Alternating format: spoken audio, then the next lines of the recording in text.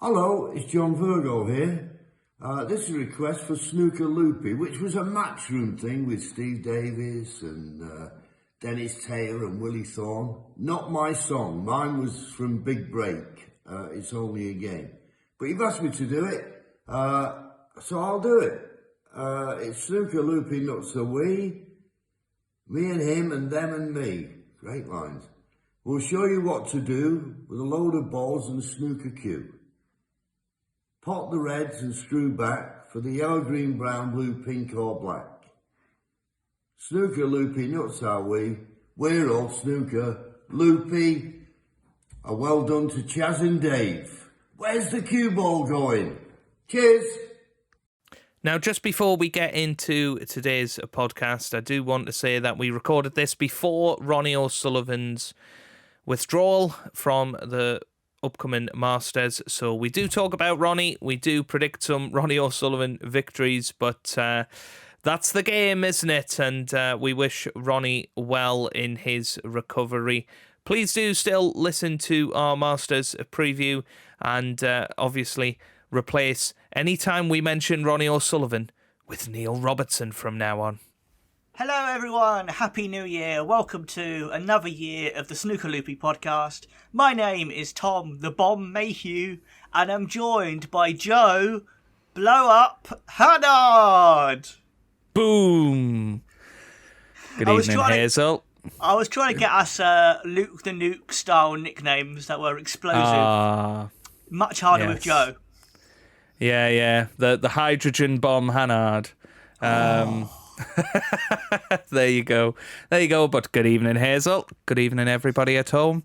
And Dennis will be on the mic for the Masters in a couple of days' time, or tomorrow, I think, as this episode comes out. It starts on Sunday, the 12th of January. Very excited for the first proper bit of snooker of 2025. Obviously, we've had the Championship League over the last couple of weeks, but it's not the same, is it, Tom?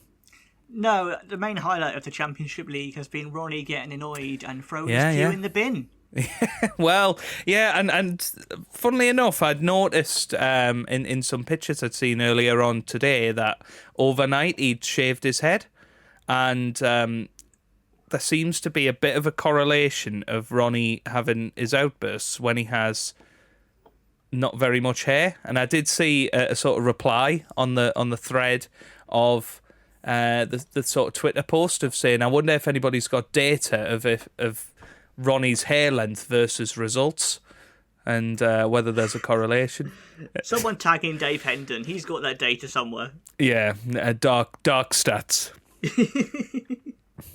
Yeah, it'll be in the Crucible Almanac, no doubt. Well, Ronnie's probably had the most haircuts of any world champion in history, because most world champions have the same haircut. Well, yeah, he certainly had more than Peter Ebdon has, and Stuart Bingham. Yeah, and Graham Dott. Graham Dott, absolutely. Well, most world champions tend to be bald or very short hair, don't they? Yeah.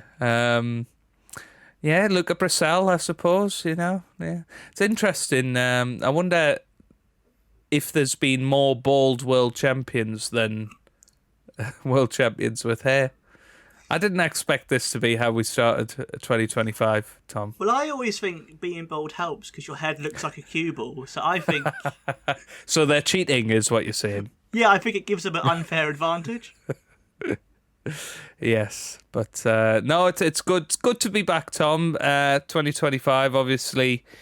2024 saw the relaunch of our podcast, and we went into sort of a visual podcast world, which is a very different world. I feel like not a lot of snooker podcasts, at least, have gone for the visual approach, and it has been, I think it's fair to say, a massive success. We've got well over 200 subscribers on the YouTube channel, and around about 200 listeners to every podcast, and we've got a great little community, so we're very, very grateful for that. And 2024 will always be the year that we took that plunge and went for doing this a little bit more seriously, I think you'd say.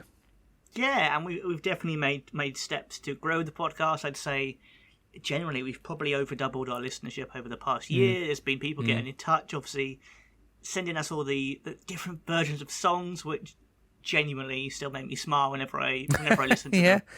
Yeah, no, absolutely. And you know, I know we're both buzzing with ideas of things we want to do this year, and actually a bit of an exclusive for people at home. In the sort of pre-talk before this podcast, we were already planning our advent calendar for the Snooker Loopy 2025 rundown to Christmas. So we're that far ahead into the future with our master plan. There we go. That's stuff to look forward to. But we did tease in the last episode we might do a review of the year. I don't think we're going to do that this episode because we basically cover that in the review of the season, so we don't really need to do that. But we will say the main highlights of the last year probably were the Lincolnshire sausage. That gets my Snooker Loopy moment of the season, is the Lincolnshire sausage. Yeah. That was brilliant. And also, for me personally, the first time a Tom ever won a ranking world title. Oh, well, there you go. Do you know I've had a few, haven't I? Well, I reckon you'd think you've got more than you have. How many Joes, or how many ranking titles has a Joe won?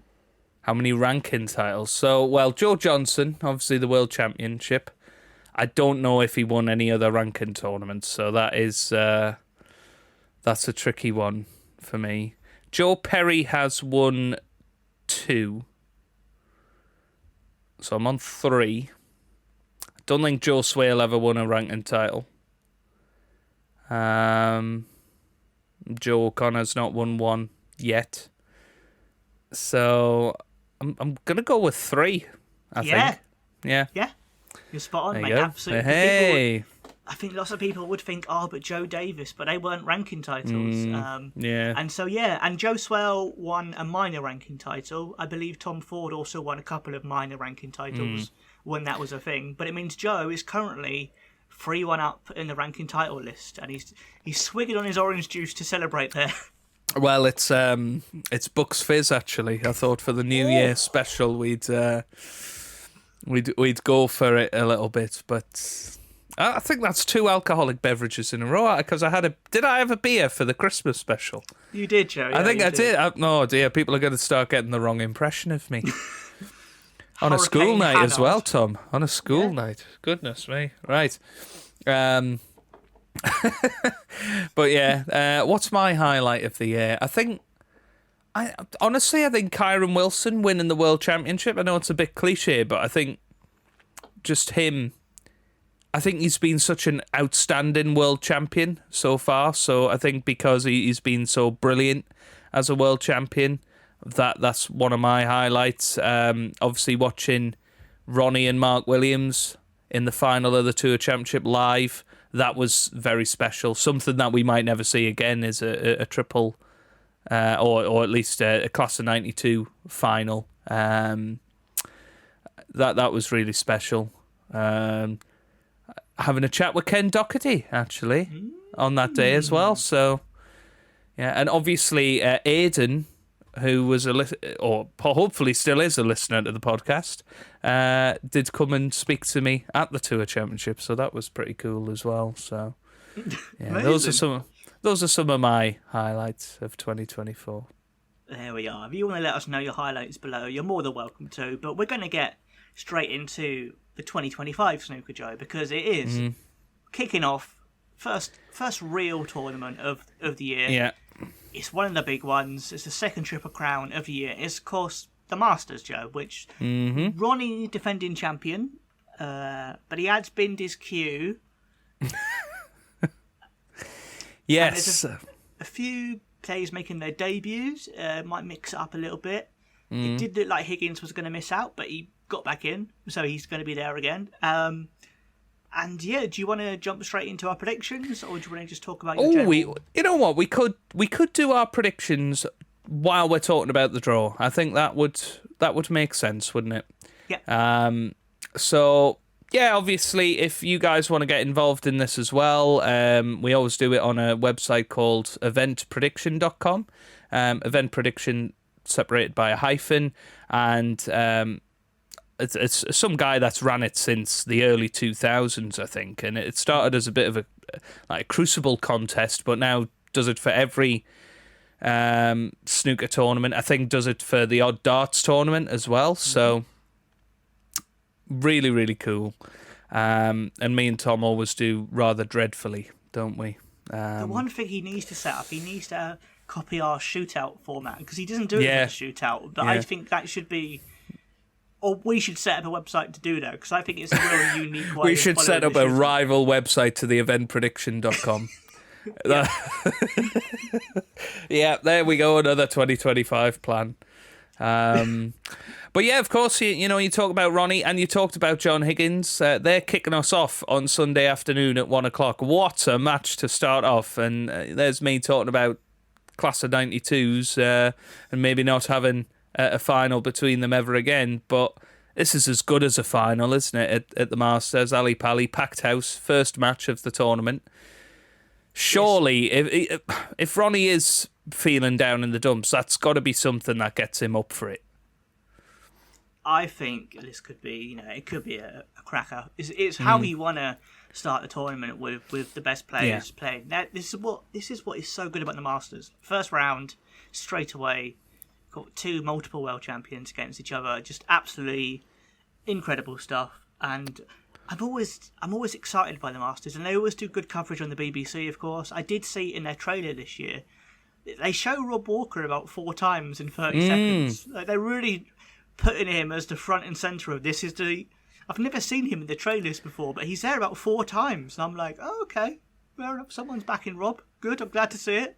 Yeah, we love to see a bit of Rob Walker love on this podcast. And it'll be good to hear his dulcet tones on that opening day. And Hazel, of course, leading the coverage. Dennis in the commentary box. That's going to be cool. What will be sad though is John Virgo won't be there. So we always miss JV when he's not at a tournament, I think. But he'll be back for the Welsh Open, I'm sure. But I mean, how do you see this first match going? I guess Ronnie's not had a great season. Was playing really well, but getting beat. John Higgins has had quite a few good performances this year, quarterfinals, semi-finals, the odd final, but still hasn't won a tournament since 2021, I don't think, John Higgins. So it's a very tough match to call, I think, this one. And John Higgins obviously has a very good record against Ronnie in general. And I'm in two minds, because one, you never want to write off Ronnie, especially at the big events. But the other side of the coin, he's clearly not happy with how he's playing about 3 days before the tournament, which isn't the most sort of confidence-building side in terms of predicting for him. I'm going to probably go, I think it'll be a close one. I think it'll be, possibly a decider. And I fancy Ronnie to sneak it, I think. Ooh, I didn't think you were going to go for that. I think Higgins will be in the final frame, and he'll break down, and it'll be Ronnie who does the classic Higgins counter clearance. Oh, imagine. Here's a question for you, sort of unrelated to that, but do you think Ronnie has got the bottle to do that anymore? Because there's been a few times recently where he's had those sort of chances, towards the end of frames in high pressure situations, and he tends not to get very far with it.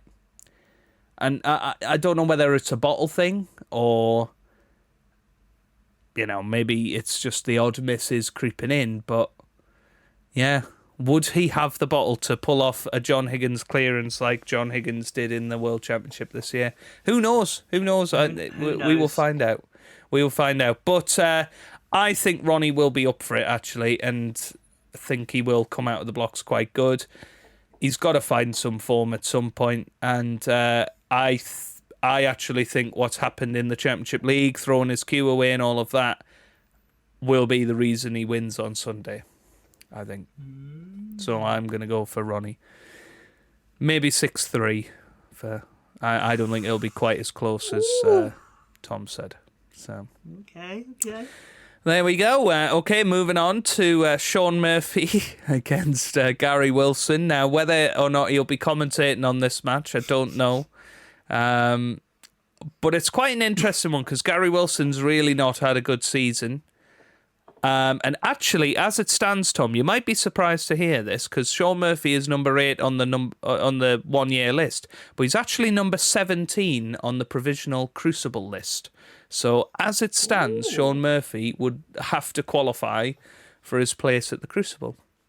Surely not. He'll sneak. I fancy him to get a good run in one of those 1 year list tournaments, the Players' Championship, the Tour Champ. I think as long as you get yourself in them, it really helps you climb back in the top 16. I'd be very surprised if he's not back in there, but you never know. I think it's because of those tournaments why he's in such danger, because he won the Players' Championship and the Tour Championship a couple of years ago, so that's nearly 300,000 that he's or over 300,000, I think maybe, that he's down. So yeah, that'll be an interesting one. How do you see it playing out against Gary Wilson? I think that Ali Pali is such a... Well, you would imagine it's such a good place for Sean Murphy to play because he's such an extrovert on the table. So it's a bit surprising, really, that he's only won the Masters twice, I think. So, I mean, he's also an extrovert off the table as well. We shouldn't forget that. Yeah, and his YouTube channel has returned, actually. Yeah, well, what's interesting about his YouTube channel, I think he was probably, from my knowledge at least, the first professional snooker player to launch a YouTube channel. He then kind of abandoned it, and then 8 years later, he's kind of relaunched it, and it's quite nice. He's missed the boat almost. Oh yeah, because he was on there too early. He was on there before it. Hendry was on there, Michael Holt, all these players. I think Mark Williams even set up a channel. And he did, yeah. Jimmy White's got a channel, but Sean was probably too early, which is strange because I mean, he should have probably picked it up as soon as Hendry launched his channel. But it's good to see him back because he's a good presenter. He's good at explaining stuff. He's good at showing things. He's got a bit more of a personality than a lot of snooker players who would front a channel. So yeah, I was happy to see him back, and I fancy Wilson to beat him. Okay. I just I think there's always some shocks, and I think Wilson is due another good run in a top tournament because I don't think he's really had one since he got to the semis of the World Championship, and I think he'll manage to beat Murphy, and then it could go either way. It could open up for him. That's all I'm saying. I think he could, do fairly well. Because the pressure's off him. He's got no one's betting on Gary Wilson. Yeah. No, I agree, and I imagine it'll be an evening match. So, it's good not necessarily a good evening, Hazel. I don't think it's going to be, a main must-watch viewing on the BBC type of match, which probably suits Gary Wilson. But no, I'm going to back Sean Murphy just because he's got to do well in a BBC tournament sometime. Other than 2021 when he got to the final of the World Championship, I guess. But I'm going to back Sean Murphy. So we'll see how he gets on. But that'll set up a mouth-watering quarterfinal with Ronnie O'Sullivan. So more on that in a bit, I think. Mark Allen versus C. Jarwi. I assume C is a debutant because he's never been in the top 16 at this stage of the year before, so I would assume he is a debutant at did he? I think he might have been just outside last year because he got to the world semi-finals, but I think this is his first time properly in the top 16. I'm just having a little look at the draw last year. He wasn't in it. Believe it or not, Neil Robertson was still in there last year at number 6 seed, which is which is quite funny. Hossein Vafai was a few years ago. Because, you had the year where two of the players had COVID. Judd and Jack. Well, yeah, this must be a different... Oh, no, it was the two band players that year. I think the year before that, it was... Was it 2021 when you had Judd and Jack? It must be. 2021, Judd and Jack went to Ibiza and got COVID. And then the year after, I believe that was the year after, with Xingtong and Bingtao. Yeah. And was it one of the years Ali Carter got in and he got to the final?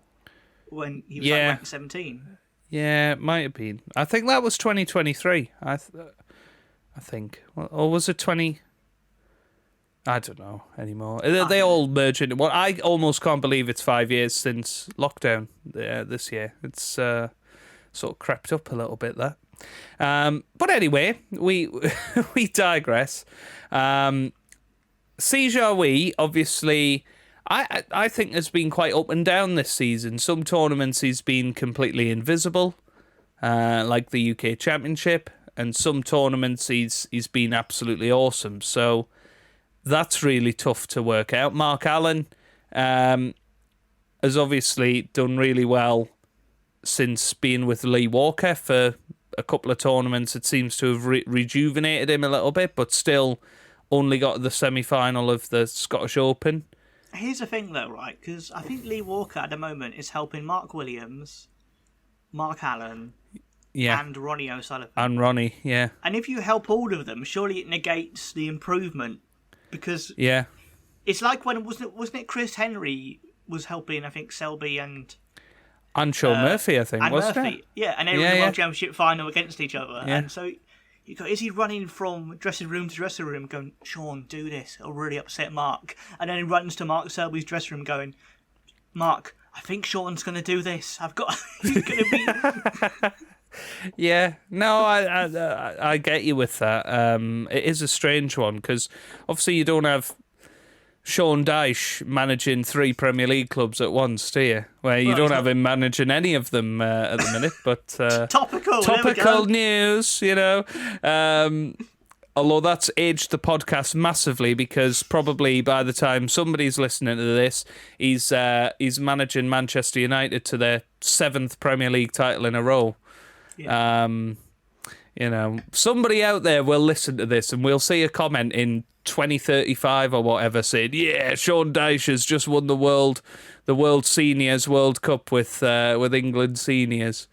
He does. Yeah. In my Football Manager saves, he always would take over England and win the World Cup every time. I've no idea. One time he won 3 tournaments in a row as England manager in Football Manager, and I was like, "Wow, who's this man?" That they think who is this man? And what did he do with Sean Dyche? Anyway, he's like a gravelly Guardiola.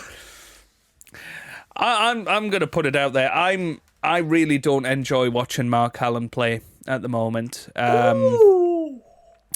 I also don't really enjoy his commentary, so I'm hopeful he's not going to be on the mic for the first match with Ronnie and John Higgins, but I think he will be. So I'm going to back Si Jiahui just because I think Si is such a breath of fresh air, and I really want to see him do well in another Triple Crown like he did at the Worlds a few years ago, because I don't want to see that semi-final be his best ever performance, because that would be really sad, because he was 14-5 up and somehow lost 17-15.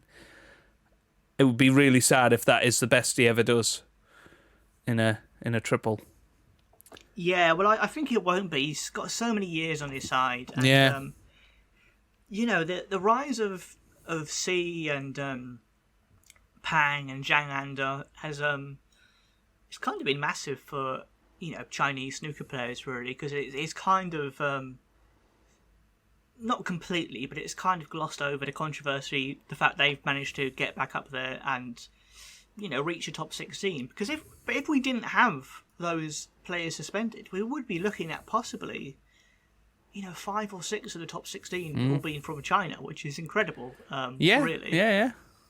But I do fancy C for this as well. It's strange to say, really, but literally just based on his exploits in the World Championship, I fancy C to do better in a Triple Crown than Mark Allen, because Mark Allen doesn't ever really seem to, he does. He does occasionally, but he's not, for whatever reason, he's not got the same aura of a Selby or a Ronnie or even though he started this season as well, number one. Yeah, he did, Yeah. but... I wouldn't mind. No, I being agree wrong. with you. I wouldn't mind. I seeing agree him, with you. But yeah. And I remember years and years ago, in one of these BBC sort of pieces that they do about the players in the big warehouse, and I remember Steve Davis calling Mark Allen a championship level snooker player versus a Premier League, and I kind of get where he's come from, because I think even Mark Allen at his best isn't better than anybody else at their best in the top 16, I would say. At their absolute best. Okay, you got somebody like Gary Wilson. I'm not really comparing him to people like that. I would say there's a good 10, 12, maybe 16 players in the world that are better. Their best is better than Mark Allen's best, which I don't know if that's a controversial comment, but I'd say it is. I'd say yeah.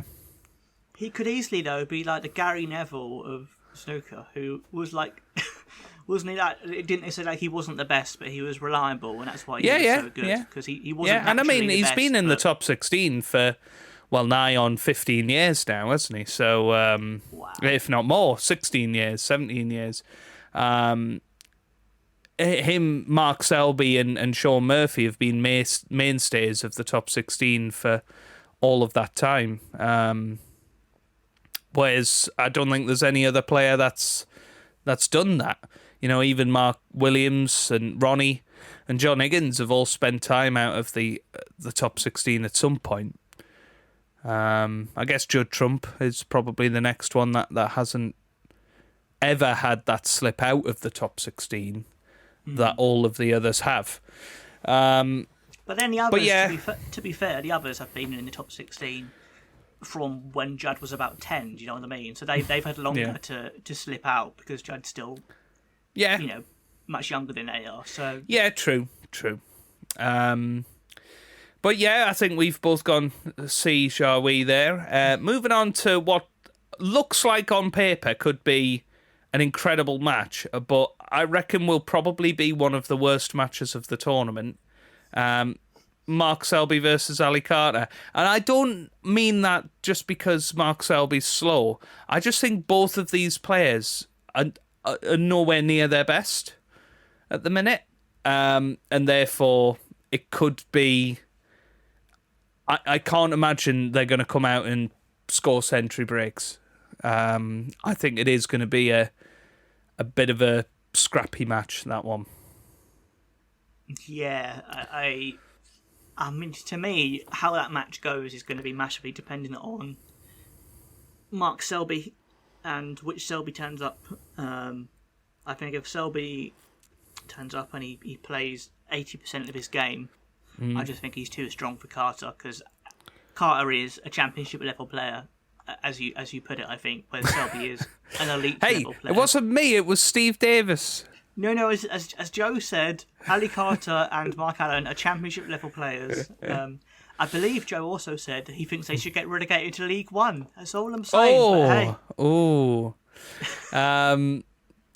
Yeah, I mean, looking at the draw here, if Selby wins the first round, he could be a candidate for the final. There's not many players in that top half of the draw that beat Mark Selby's B game, But then, again, is Mark Selby the Mark Selby that we knew 6, 7, 8 years ago? I don't think he is anymore. I've not seen that for such a long time. A bit like Neil Robertson. Maybe these players are just on the decline. It's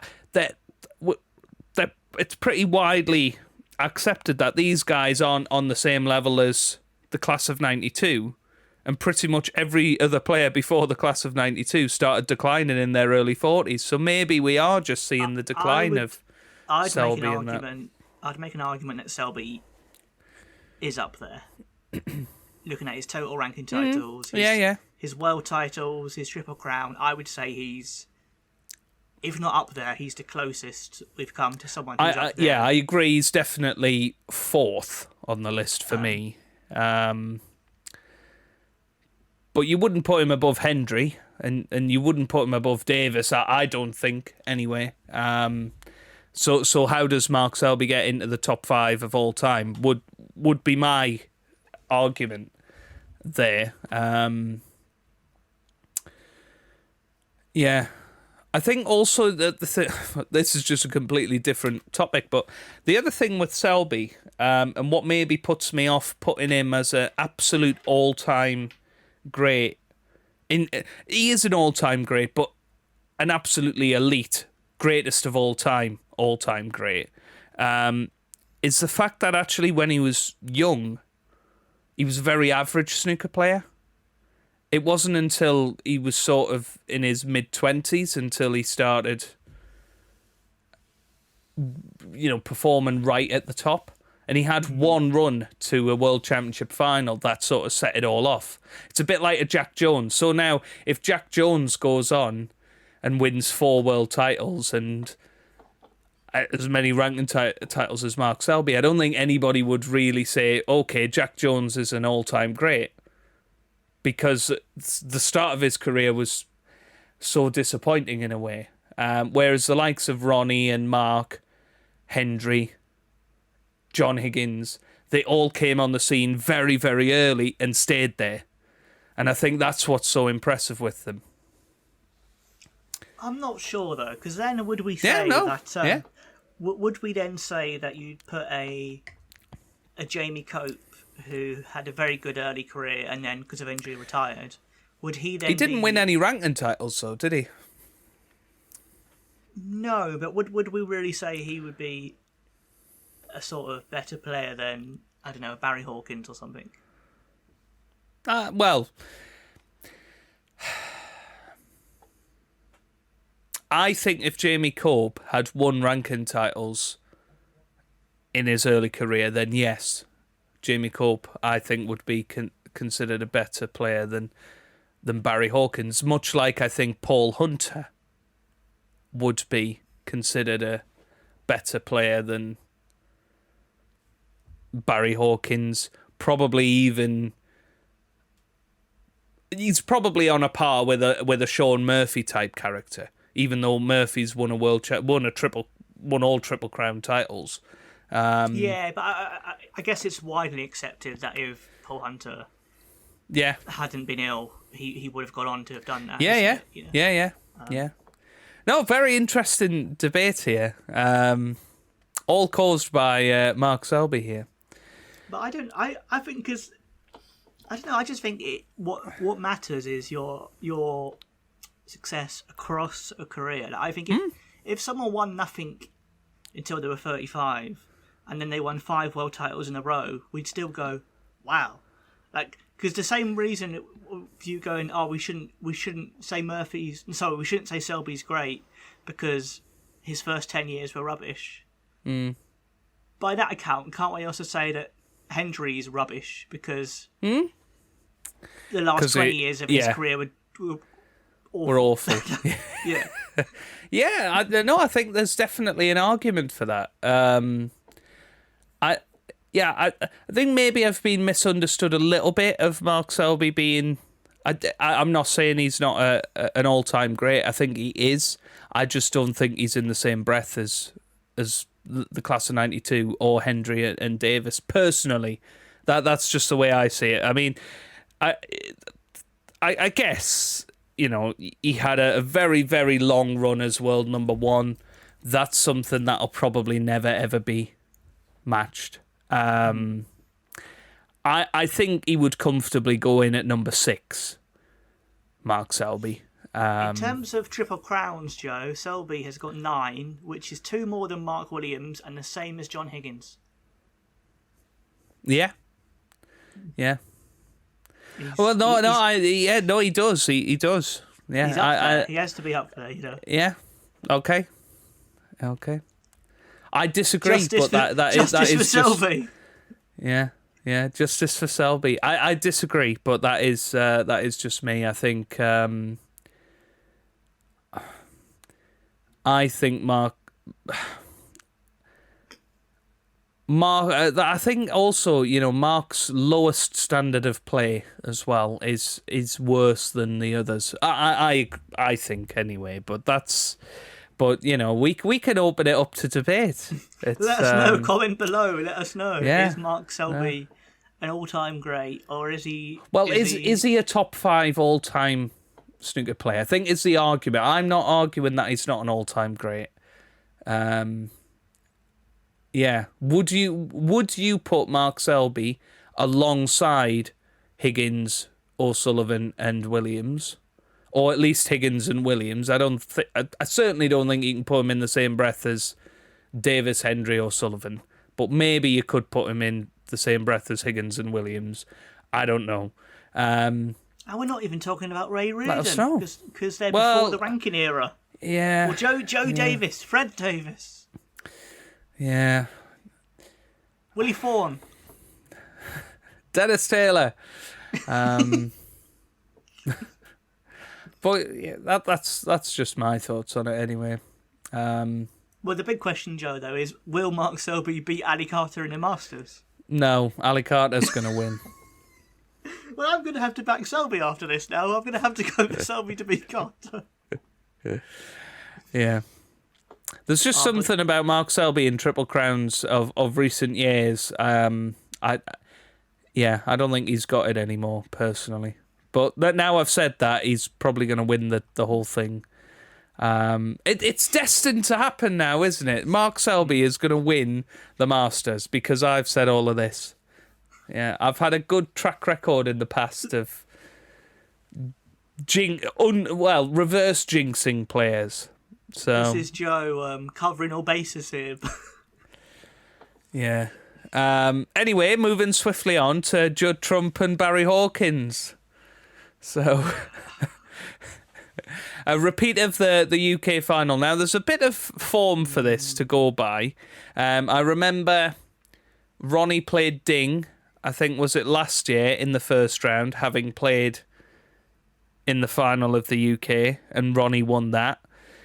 I think it was. And many, many years ago, Ronnie played Stephen Maguire in the first round. I think this was 2008. And he'd just played Stephen Maguire in the UK final and beaten him. Now, Stephen Maguire won that match, so it's kind of 1-1 on that form book. Barry Hawkins got very close in the end to Judd Trump in the UK final. I have no idea how this match is going to go. You would suggest it'll probably be Trump. I guess it depends what Barry Hawkins turns up. Barry Hawkins will have to play his best to win. And if he doesn't play his best, then he's not going to win. I think if Trump comes and doesn't play his best, he could still win. I think it's the way you've got to look at it. I feel like I'd like to see Barry get revenge. I always would like to see Trump lose. I just feel like Trump's got a real knack of, if it's a shorter format match, if it's best of 7, best of 9, best of 11, he very rarely doesn't win. He seems to always, in the early rounds, manage to get through.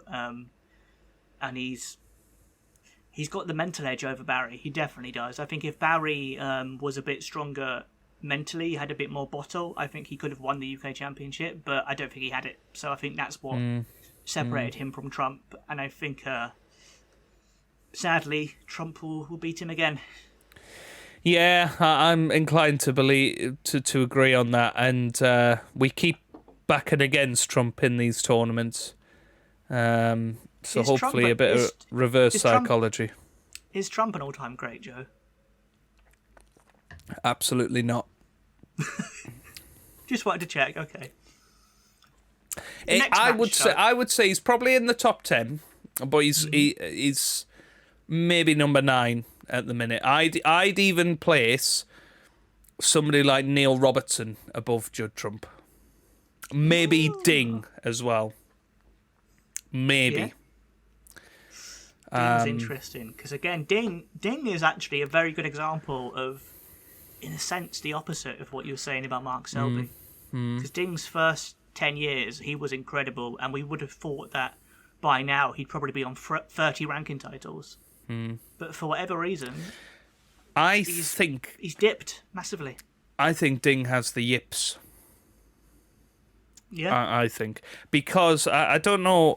I've been fascinated watching him over the last couple of years, and when he's queuing up, I'll try and get a pen to sort of illustrate this. He'll sort of queue up, and he's got this very sort of methodical queue action, and then when he pulls it back, you'd normally just strike through it like that, a nice smooth motion.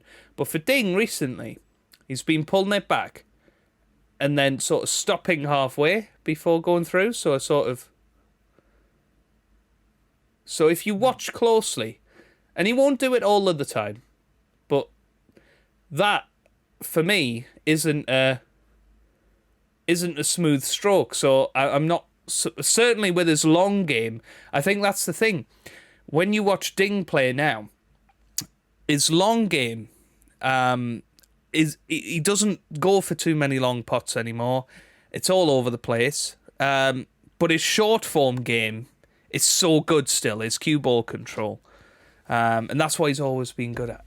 But I think that's maybe why his long potting isn't as good anymore, because he's not cueing through the ball. You're laughing at me, Tom. I don't know why you're laughing at me. No, I was literally, as you were thinking that, I was just thinking, if the BBC want to get in touch and hire Joe to do punditry for the upcoming Masters tournament, it's snookerloopypodcast@gmail.com. I thought I felt like I was watching Steve Davis, mate. That was brilliant. Well, there you go. But that's just my observation of how Ding has played over the last couple of years. Speaking of Ding, he's playing Mark Williams. It's as if, we're planning all of these talks about snooker players. I promise we're not. We're not. I'm not looking ahead and going, right, let's weasel in this player.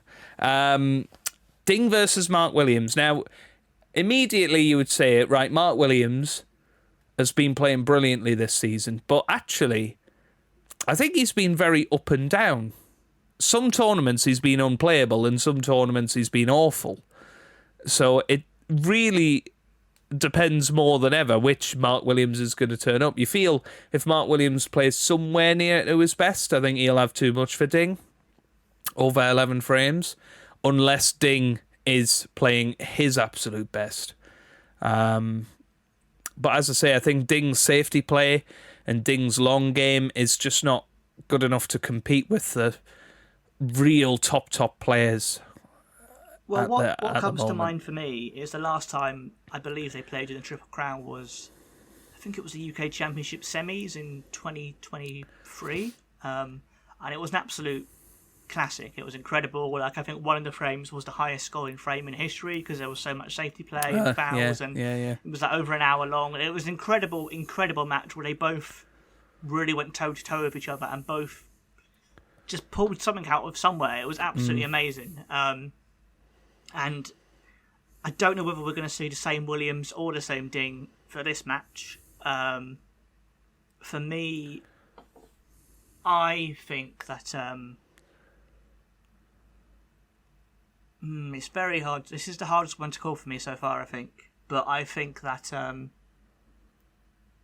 think Ding might edge it. I think it'll be close, but yeah, there's something that's telling me Ding's going to win it as well. I don't know why, but yeah, I'm going to go for Ding as well. I think it will be close, but again, Mark Williams, so many close matches over the last few years he seems to have lost. So you question, does Mark Williams have the ultimate bottle to win a close match in a huge tournament anymore against a top player. I know that Mark Williams has got a load of bottles of his own ball cleaner. A special ball cleaner, yeah. Well, hopefully they've used some of the special ball cleaner and he might have a chance against Ding. But again, I think that'll be a good one. I think either of them, it could open up quite nicely for them if they get past the next opponent, which for us would be Judd Trump. So we will see. We will see. Moving on to somebody who could be making their last appearance at the Masters for a little while, against a player who's making his first appearance. And I think one that is a very nice appearance. I'm not sure anybody would have ever predicted this, but Chris Wakelin is going to be at the Masters, and he's going to be taking on former world champion Luca Brissell, who of course is still provisionally very, very close to dropping off the tour by the end of the season if he doesn't win. Well, I think he's got to win a few matches either in the German Masters or the Welsh Open, and I don't know if he's qualified for the German Masters, so those are sort of the last two big tournaments before the World Championship for him, because he won't be in any of the Players Series. Pressure's on. And what I think is interesting about these two players is that kind of going, sort of linked to what you said about Selby, is that I think these are very different players in that I think Brissell's very naturally talented. He's always come easy for him. He qualified for the Worlds when he was about 16. He's always got just a natural kind of gift. Whereas Wakelin's a player who's had to graft a bit more. He's had to learn. He's had to really work hard. And he's not naturally as good as some of the top 16, but he's put the hours in. Do you know what I mean? He's got probably a stronger motivation than Brissell for that reason, because he's had to get better. He's had to really work hard. So two very different approaches to the game, I'd say. Two very different places in their careers. It's kind of strange thinking that at the moment, apart from the World Championship, Chris Wakelin is the one who's had the much better past 2 years than Brissell. By far. Yeah, absolutely. It's one of those ones where actually I think both players will be quite happy they've drawn the other one. Yeah, I agree. Luca Brissell could have had John Higgins. He could have had Ding Junhui. He could have had Ali Carter, Barry Hawkins. And he's ended up with Chris Wakelin. And I think he will feel like he can bully Chris Wakelin a little bit on debut. I think if Wakelin is to win this match, and I think he will win, I think he has to get off to a good start. Because if he comes out nervous and Brissell can, naturally put in a couple of century breaks in the first 4 frames and get the crowd on his side, I think that'll be too much for Chris Wakelin to overcome. So Chris Wakelin has to take his chances early on, because he's going to get chances against Luca. He has to take his chances. And if he doesn't, Luca might walk all over him, and it could be the start of a bit of a revival for him. But I'm going to back Chris Wakelin just because I think you always see debutants do pretty well at the Masters. It's a strange tournament for that. Yeah, well, and Wakelin, not in the same way as C, but he did very well when he debuted at the World Championships. I believe his debut, he pushed Trump to a decider. He did, yeah. I think he got a break of 140, which was like the joint highest for a debutant in their first match at the Crucible. So he wasn't overawed by it. So I'd like to see him do well, and I'm going to back him to beat Brissell just because I can imagine Wakelin's been putting the hours in over Christmas, whereas Brissell's probably been sat in a hot tub. Has probably done nothing, yeah. Which leaves us with the current world champion, Kyron Wilson, taking on Mighty Mouse Zhang Anda, who, has maybe went a little bit quiet this season. Obviously, he had a very, very good season last year, struggled at the World Championship, and I think he's been fairly consistent this year, getting to the last 16, getting to the quarterfinals, but not really pushing on to winning a tournament this season and really sort of backing up his form from last year. That being said, I'd say he's a dangerous opponent for Kyren Wilson. But the way Kyren has presented himself this season, you would suggest that other than that match against Trump at the UK's, he's looked like he is the player to beat, I think. Yeah, I think if Zhang's at his best, it'll be close. But if not, I think Kyren, I'd say he's a standard of player now who his B game can beat a lot of players. Because he's just consistent and he just he very rarely makes massive mistakes. He's not He's not got the type of mentality where he'll go all out attack and make mistakes like a Brazil. He's far more measured and he's kind of more of a mix, but he's more sort of similar to a Selby, not as defensive, but I think he's got more of an all-round He's game. a bit more of a mechanical player. And what I mean by that is he works very hard and you can see the hours that he's put in. And if he hasn't put the hours in, then that's when things will go wrong. Whereas I think Ronnie can turn up having not played for a year at the World Championship and win it. I'm not sure there's many players that can do that because most players have to work really hard at their game, and I think Kyren's one of those. And he's had a lot of criticism about being bad to watch and all of that. I absolutely love watching Kyren play. I think he's so attacking, he's so strong, he bullies the ball into the pocket, and not in the same way as Judd Trump. I think Judd Trump plays with a lot of power. And balls can go flying, and he plays a lot of flash shots. He's got the flair, Judd Trump, if you like. Kyren, it's just really authoritative. A bit like Sean Murphy, when Sean Murphy's confident and he's sort of marching round the table, and Neil Robertson, they march round the table. Kyren's another marcher, isn't he, of just making the space feel like his.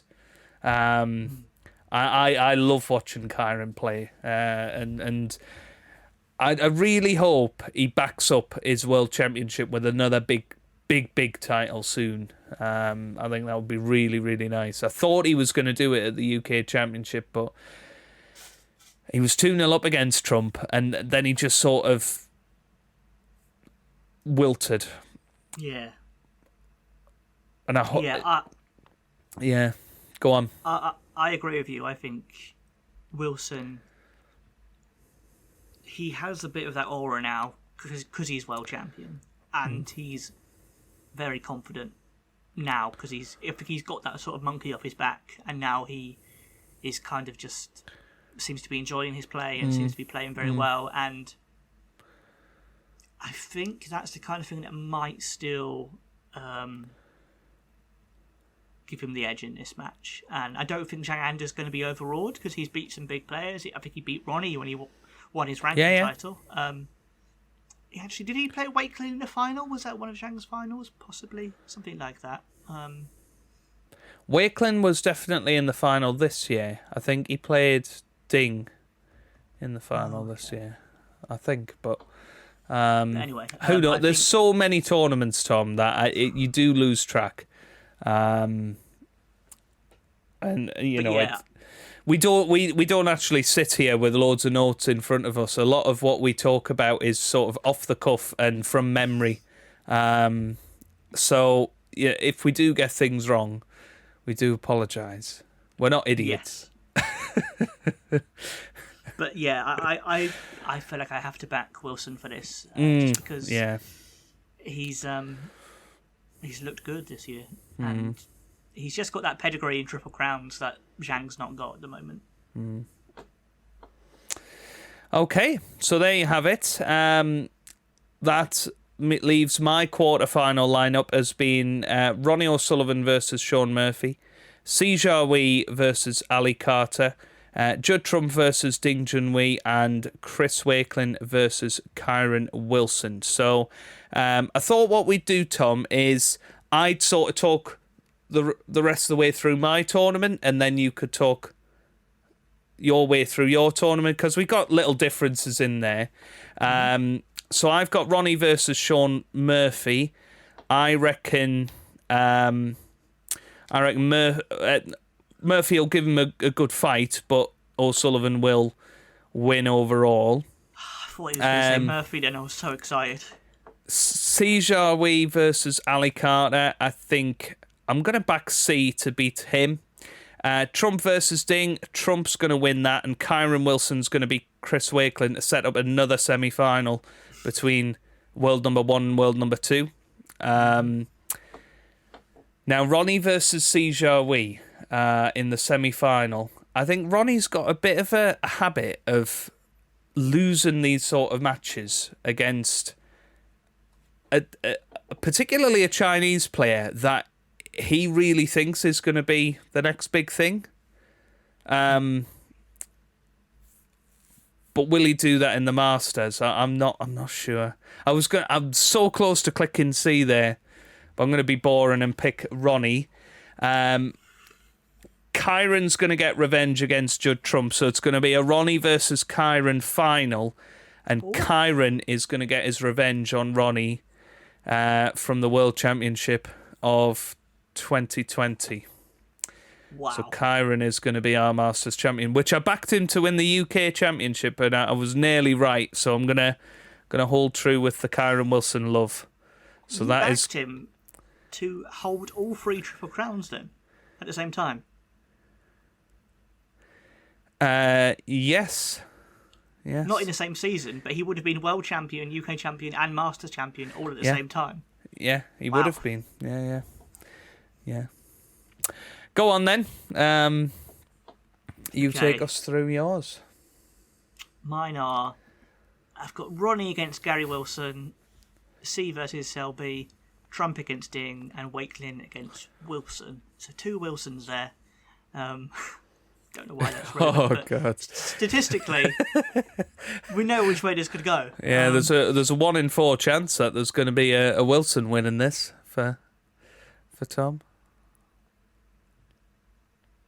Oh, no, I had to go. Do I do something silly or do I actually try and win? You've got to try and win, Tom. Got to try and win. I swear in the past I have done silly and then won by 1 point. So, but I don't think Gary Wilson... If you go for Gary Wilson versus Kyron Wilson in the final, with Gary Wilson winning it, I'm not sure you're going to win by 1 point. I might win by 50, Joe, if he does win. Can you imagine? Yeah. True. I don't think the Tyneside sausage is going to do it. I think Ronnie will beat him, sadly. So I've clicked Ronnie. It's done. Hey, Gary Wilson is not the Tyneside sausage. No? That's David Lilly. Oh, okay. What's Gary Wilson? He can be the Wall's End sausage. Like Wall's End sausages. Wall's sausages. Not Wall's End sausages. Yes, he's the Wall's End sausage. Okay, Ronnie will beat the Wall's End sausage. Then I'm going to go Selby to beat C. Okay. Ooh, that's a great semi-final that you've just set up there. I think Trump will beat Ding. Oh, this is a big one, but I think Wakelin will beat Wilson. Ooh. So he was going to go for the Wilson-Wilson final, and now he's not even got a Wilson in the semi-finals. What have I done? Which of these is the least like... Why have I put Wakelin in the semi-final? For God's sake. It's not going to happen. But he might do. It might, and that's the beauty of sport. Okay, I'm going to say Selby will beat Ronnie.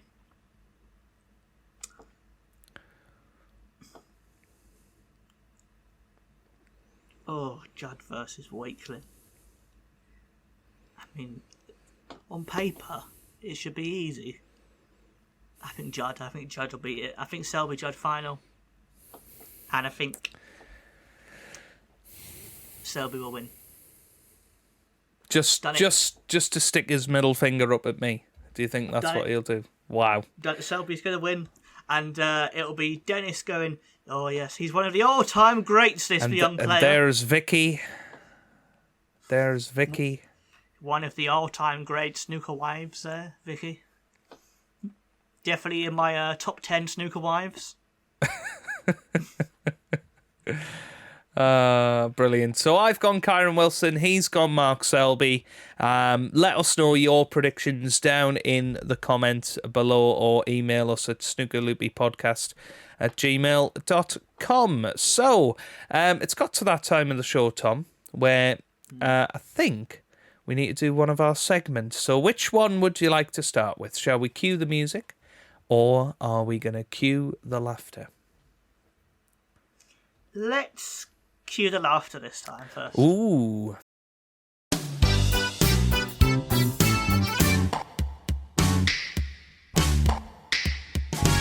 Okay, so I will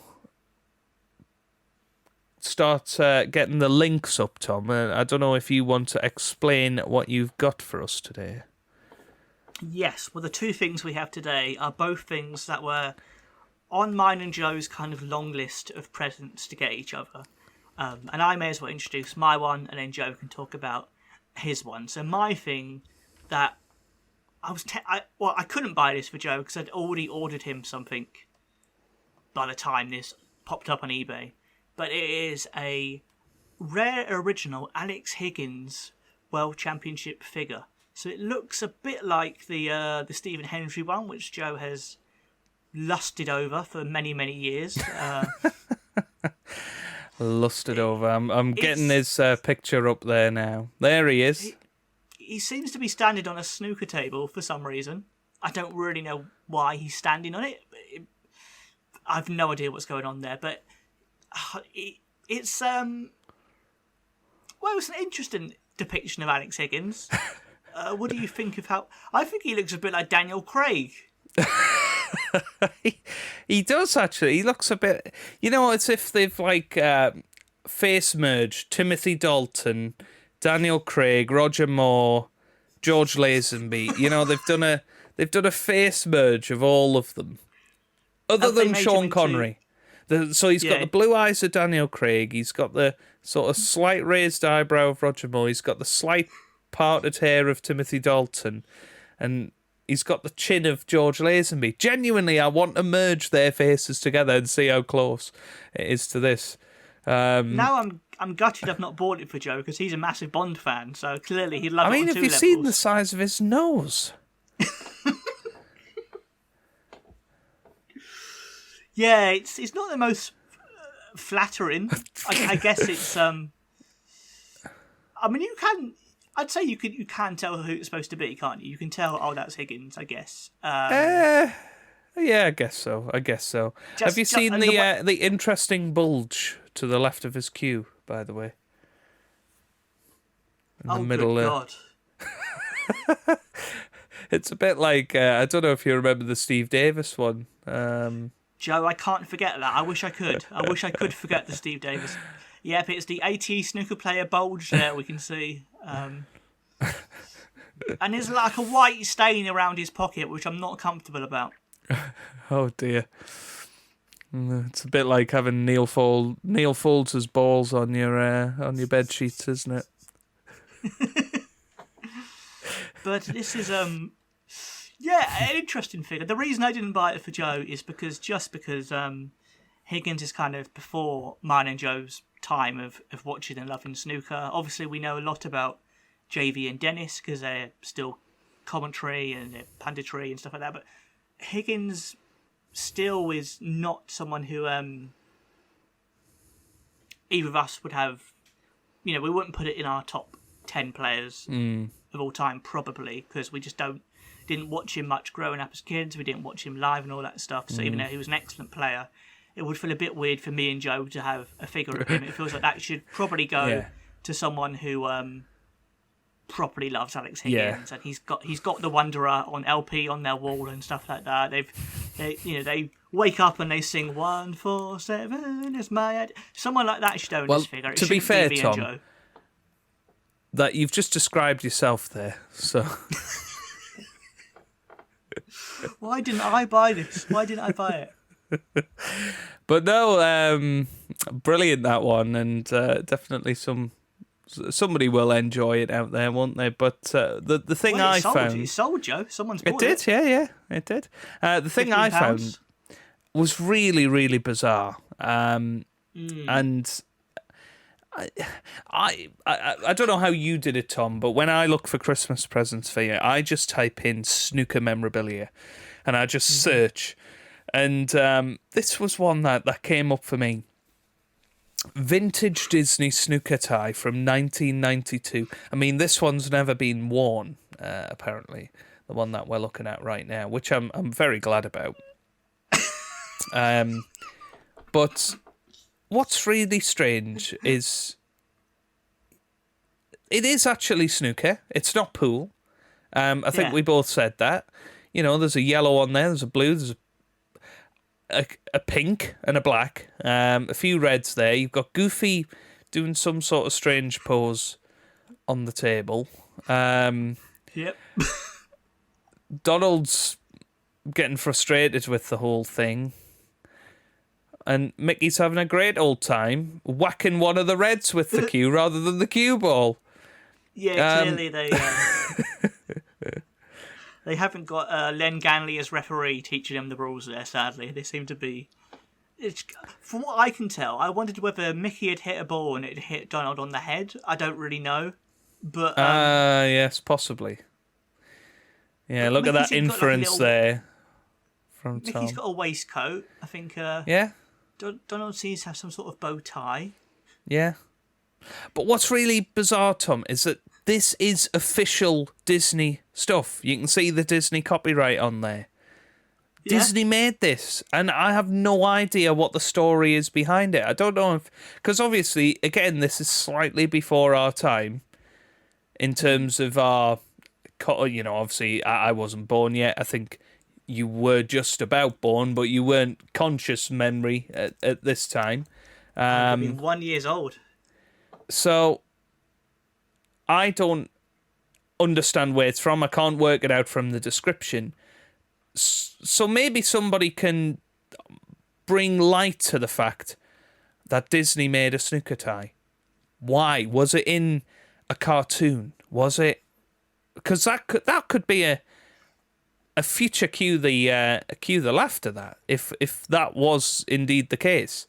But yeah, absolutely bizarre, Tom.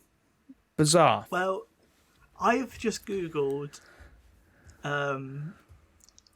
snooker Disney, and this is what has popped up.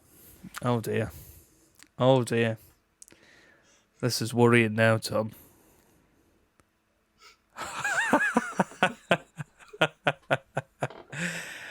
Oh dear, right. How do we not remember this? Do you remember this? I do not remember the time where Sean Murphy reveals bizarre injury dancing to Disney's greatest hits. But the Englishman was determined to return for the ongoing Shanghai Masters, which is no Mickey Mouse event, with prize money totaling 750,000. Broke his Donald Duck to get a frame. What is going on with this article? Is this actually on the BBC Sport website? It must be. Yeah. But this is really bizarre. Wow.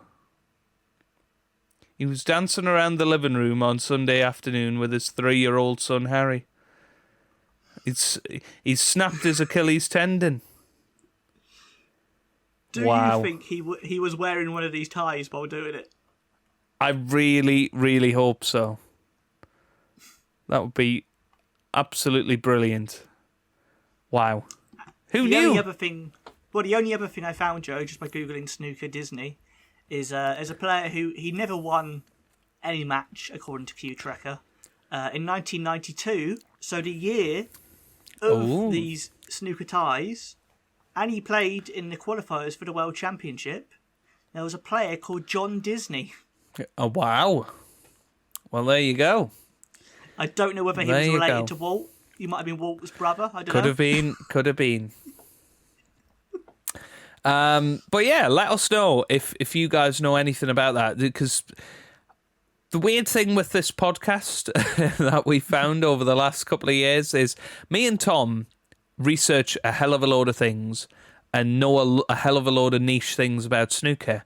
But you guys take what we know and then delve even deeper and find something even crazier. So I'm sure somebody is going to find an explanation as to why that is. But yeah, do let us know at snookerloopypodcast@gmail.com with the Fan Zheng email if you do find anything out about that. But thanks for that, Tom. It was good to look those up.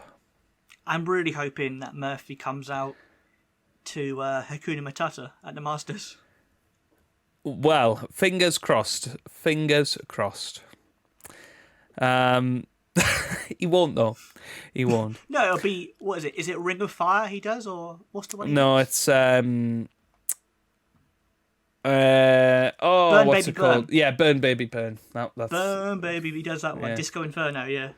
Yeah. But yeah, cracker there. Speaking of Fan Zheng email, we did get a very nice email from Alok on Christmas Day.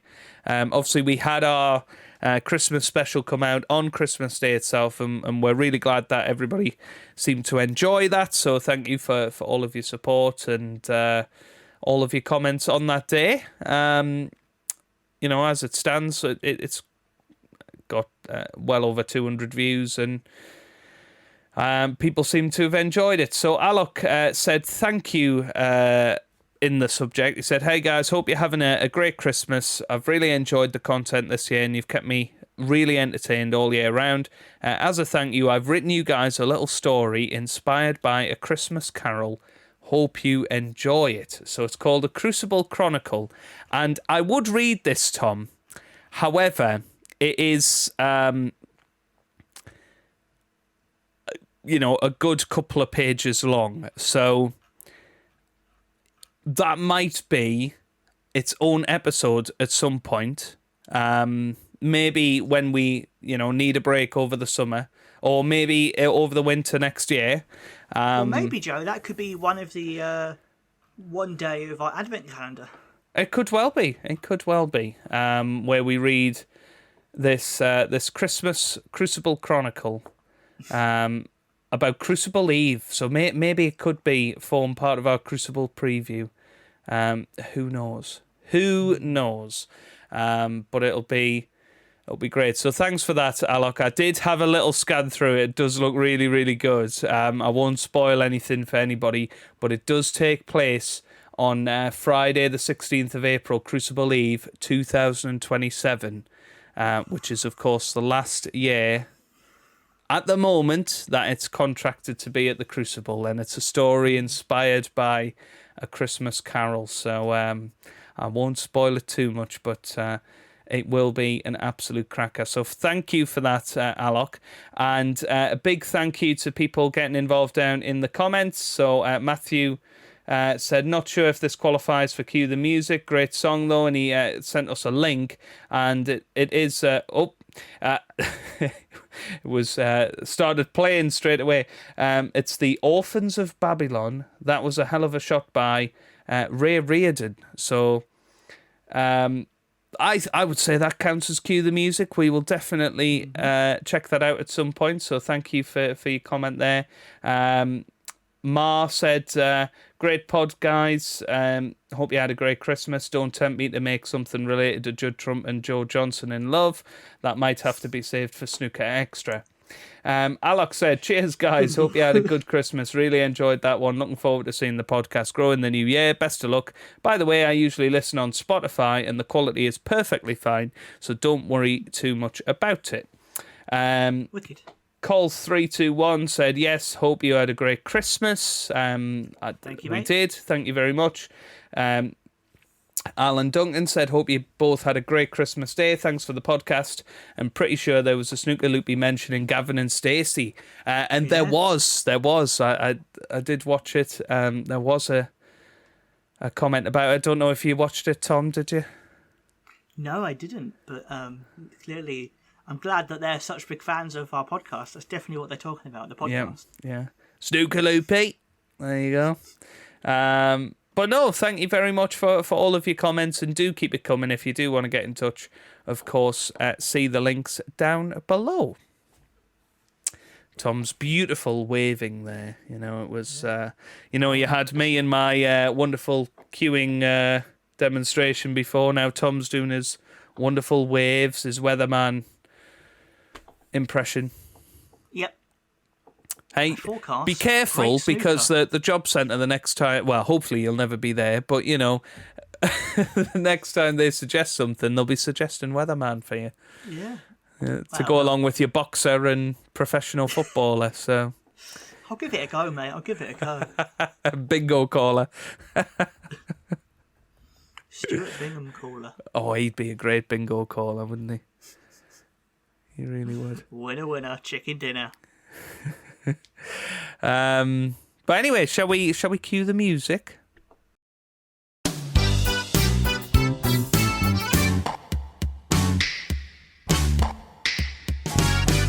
Yes, and this is the first time we've done this, because last episode we basically said what this was going to be.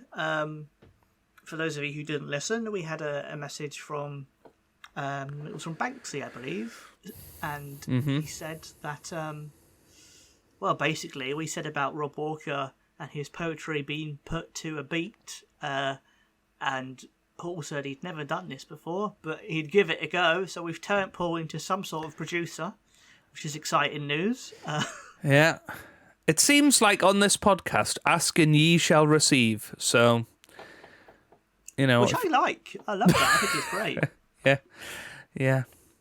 So do keep it coming, honestly. We love it. And obviously, you can be featured on the podcast. We love featuring everybody. That's what makes the podcast. It would be so boring. Well, it wouldn't be boring. We'd love just talking about it, but it's great that you guys get involved as well. It just makes it incredible, and really improves just everything about it. Hopefully for everybody at home as well to listen to all of these things. But yeah, Paul did send this in. It's called King of the Crucible, and it's called DJ Banksy Banks featuring MC Rob Walker. So I'm ready when you are, Tom. Let's go for it.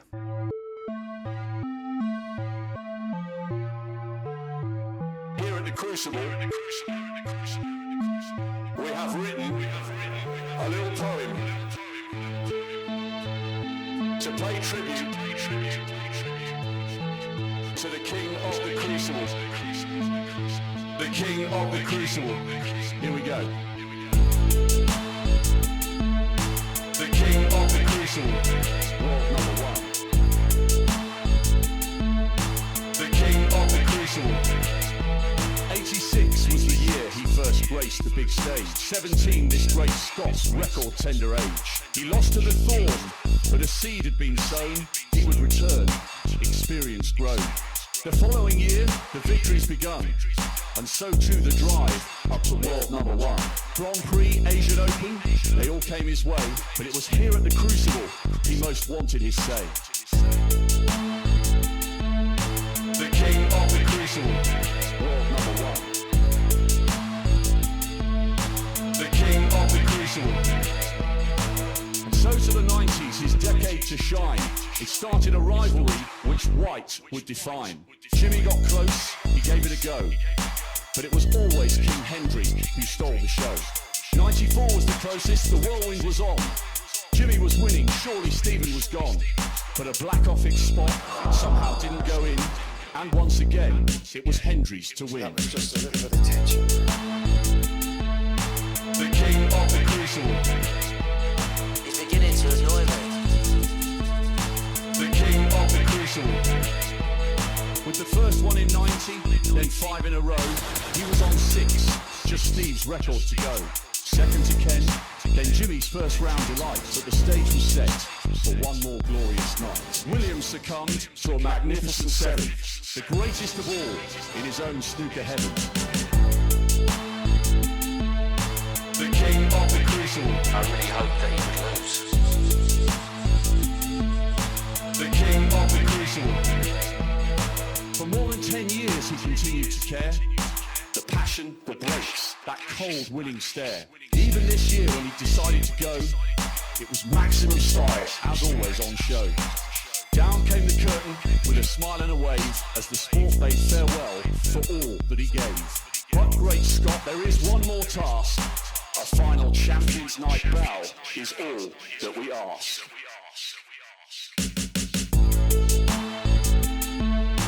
The king of the crucible, maximum style. The king of the crucible, world number one. The king of the crucible, the greatest of all. The king of the crucible. Where's the cue ball going? Would you believe it? He won't be happy with that one, John. If I was in commentary, I would say that was clumsy.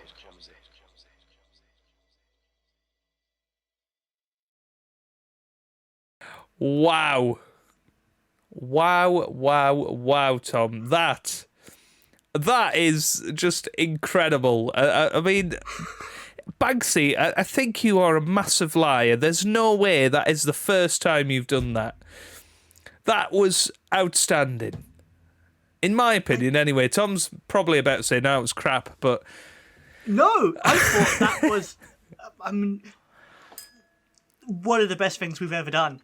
Yeah. What a way to kick off 2025 that Yeah. we have throughout, through this podcast, through the lovely community. I think that's incredible. And I also just think it's so niche.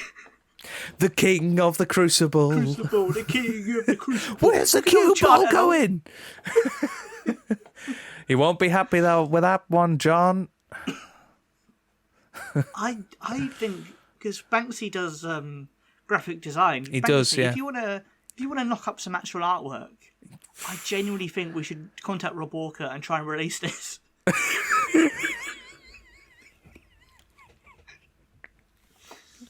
Especially since the BBC seem to be pushing him really hard at the moment and in their trailers. Imagine if they have that for the real World Championship trailer. I genuinely think they could.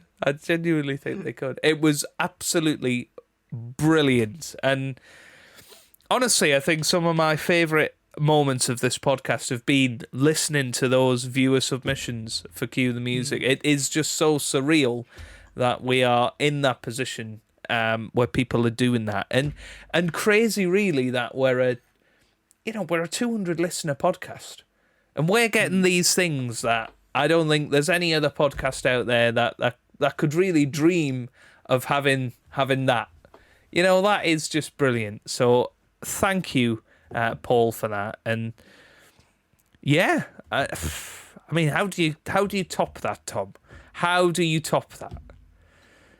I don't know. I mean, King of Other than getting a live performance of Rob Walker doing it, I guess. Genuinely, I think we should try and release it. Well, I was thinking that. I was literally thinking that during the song. I was thinking, I said to you, I can see the vision of the music video for this with the little clips of Jimmy White, missing the black and. Yeah. Oh, when you said that, I thought you meant the vision was like Rob Walker just being like the king of the crucible. No, like having like little clips of the snooker moments in there, and maybe you could have Rob Walker walking down Sheffield like Hazel does at the start of, he could be in Crucible Square, and yeah, it would be brilliant. And then you have us with our arms in the air going, the king of the crucible. Yeah. But honestly, that is going to be stuck in my head for a long time. And if it was on Spotify, it would be straight in my playlist. There we go. Well, it is. It's going to be on Spotify when this is released. Imagine if we got Rob Walker on, we didn't tell him, and we went, "Oh, Rob Walker, this week's Cue the Music," and we just played him that, and he would just go, "What is this?"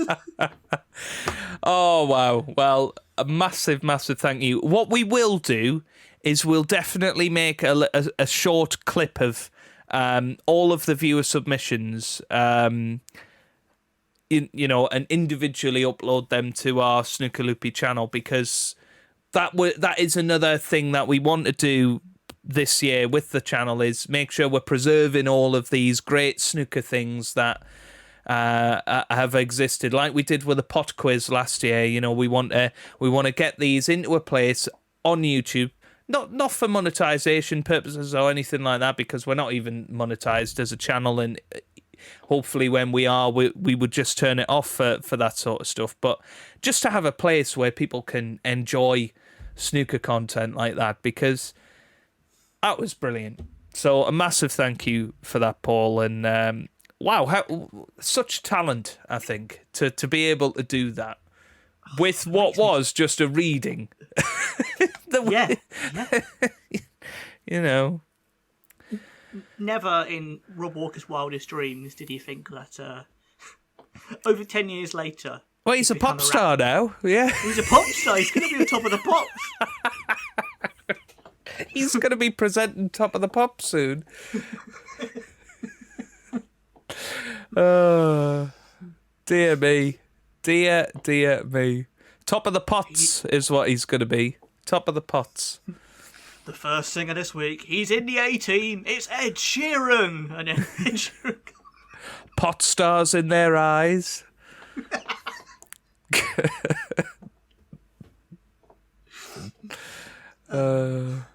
Wow. So good. Or it could be Masters in their eyes. Couldn't it? Masters. Anyway, thank you very much for that. We need to get onto the small matter of rating this. I have already set him up a little place. I am going to call it by DJ Banksy, because it feels, a little bit rude to not use that name after he has self-credited himself on that. We need to keep the copyright going. I'm just going to put 10 and 10 from both of us, because I'm assuming that's what it is, Tom. Yep. There's absolutely no way it's less than 10. That was just absolutely brilliant. So thank you very much for that. That will shoot him straight up to join the absolute elite of this series. And we've been very lucky to have so many good songs, I think. Especially the viewer submissions. They've been very, very good. I'm just currently breaking the spreadsheet, unfortunately, because, I'm an idiot, basically. Rob Walker's talent will do that, mate. It will break spreadsheets. But yes, it has shot him straight up to our 10 out of 10s, which are at the top, which are Snooker Loopy by the Matchroom Mob, not the Matchroom Rob. The Matchroom Rob. That could be his stage name. Snooker Loopy by Chris Reed, and Snooker Loopy by Sean Murphy. So it's the first non-Snooker Loopy themed song to get into that 10 out of 10 category. The next closest thing was the World Snooker Championship intro music from 2005. You gave that a 10, I gave it a 9.5. So that was the closest it got. Well, and this shows how good having a good producer of music is, because what did the a cappella version of that rap that Rob Walker did, what did that get? Stephen Hendry poem, Rob Walker, which was episode 51, believe it or not. So only a couple of episodes ago we talked about that. That is number 40 on the list, with an average of 4.5. You gave it 5, I gave it 4. That's the magic of Banksy, mate. The magic of Banksy. Look what he's done. He's turned it into a hit. And genuinely, neither of us are taking the mick here. we absolutely love this. We absolutely love it. I think we need to get Rob Walker in a studio doing a proper recording. Yeah. Like, I reckon he'd do it. I think he would. I think he would as well. Yeah. Yeah. For You could do a whole snooker, album. for the Snooker Loopy podcast charity. Yeah. Yeah, well, we have to get money somehow to buy more things off Memo or Cameo. Well, maybe we could put it in the Stephen Hendry action figure fund. All proceedings will go towards Joe buying a Stephen Hendry action figure. Yeah, it's a very important cause, this charity. So I'll sell I'll flog a few signed World Snooker 2007 beer mats. Rob Walker can sell a few CDs of that song. We'll get Matt to make some blow ups of the Stuart Bingham in a hot tub calendar. You know what? I don't think it would take very long at all. That was brilliant. That was brilliant. But I think that just about brings us to the end. It's been a bit of a longer podcast, this one, but first one of 2025. It's been an absolute blast. We've got the Masters coming up, and then I really do think it's all big tournaments from now all the way up to the World Championship. We've got Crucible visits coming up. We've got I'm going back to the Tour Championship final this year, so you know there's going to be some live snooker on the channel as well. Tom, is there anything I've forgotten regarding that? No, I think that's pretty much everything. We've got all sorts of things in the can. We're looking forward to it, and there is more. There's more other little bits and bobs. There's probably more 900 events at some point. Oh yeah, on we Channel didn't even 5. talk about the 900, did we? It went to a blue ball shootout, obviously, between Crafty Ken and Tony Drago, and Tornado. and Ken won it on that blue in the end. But Nigel Bond was playing with 007 on his back, which was brilliant. Rory McLeod was there as well. Yeah, Roy the Highlander. That's his nickname, I think. Wow, there you go. High up in the McLeods. Lovely. I want to just listen to the King of the Crucible again now. I really want to just... Well, I'm going to play get it. to listen to it when I'm editing the podcast together later, so I can't wait for that. But yeah, honestly, a massive thank you for that, and please send your love as well to Paul or DJ Banksy in the comments or to the fan Zheng email, and we'll forward it on to him. I'm sure you'll be thrilled with that. So, yeah. Amazing. He missed an opportunity though. He should have been DJ Sausage, really. You know.